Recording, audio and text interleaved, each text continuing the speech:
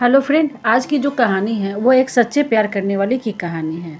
तो अगर आप किसी से सच्चा प्यार करते हो तो इस कहानी को आप पूरे एंड तक ज़रूर सुनिएगा। आज रितिका का बर्थडे है। उसे पूरी उम्मीद है कि राहुल उसे प्रपोज करेगा।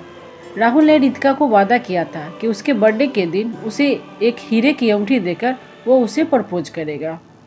रितिका बेसब्री से राहुल का इंतजार कर रही थी। तभी दरवाजे की घंटी बजती है और राहुल सामने खड़ा होता है। राहुल बहुत खुश लग रहा था। राहुल, मुझे माफ़ कर देना रितिका, आने में थोड़ा लेट हो गया। रितिका बोली, कोई बात नहीं। अच्छा बताओ, मेरा गिफ्ट कहाँ है? राहुल एक टेडी बियर रितिका को देते हुए, हैप्पी बर्थडे रितिका, ये लो तुम्हारा तोहफा। अरे ये क्या? रितिका ने तो सोचा था कि राहुल हीरे की अंगूठी लेकर आएगा और उसे प्रपोज करेगा, लेकिन वो तो एक छोटा सा टेडी बियर लेकर आया है।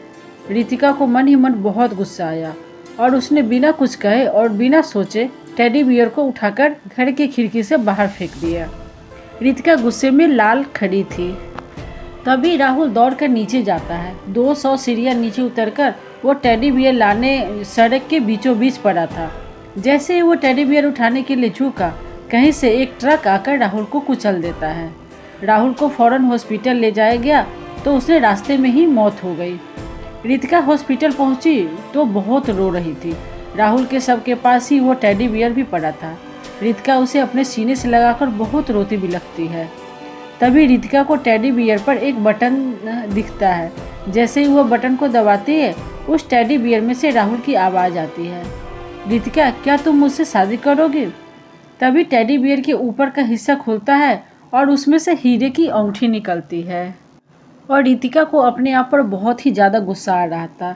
शायद रितिका अपने आप को शायद ही कभी माफ़ कर पाए, और रितिका बहुत ही दुखी हो गई और अकेली भी हो गई। तो दोस्तों, राहुल और रितिका की ये हार्ट टचिंग स्टोरी से हमें ये सीख देती है कि दुनिया में चाहे कुछ भी हो जाए, अपने प्रियजनों से कभी नाराज़ मत होइएगा। माफ़ करने में कभी देर मत कीजिए, क्योंकि अपनों से माफ़ी मांगने पर आप छोटे या बड़े नहीं हो जाते हैं। अपने प्रियजनों को फ़ौरन माफ़ कर दे, क्योंकि इस ज़िंदगी का कोई भरोसा नहीं है। गुस्से जैसी विशाल चीज़ की वजह से कहीं ऐसा न हो जाए कि आपको भी रितिका की तरह पूरी ज़िंदगी पछताना पड़ जाए। तो फ्रेंड, ये कहानी आपको कैसी लगी हमें कमेंट में ज़रूर बताइएगा। अगर आपको कहानी पसंद आए तो आप ज़्यादा से ज़्यादा इसे शेयर कीजिए, लाइक कीजिए और सब्सक्राइब कीजिए। Thank you.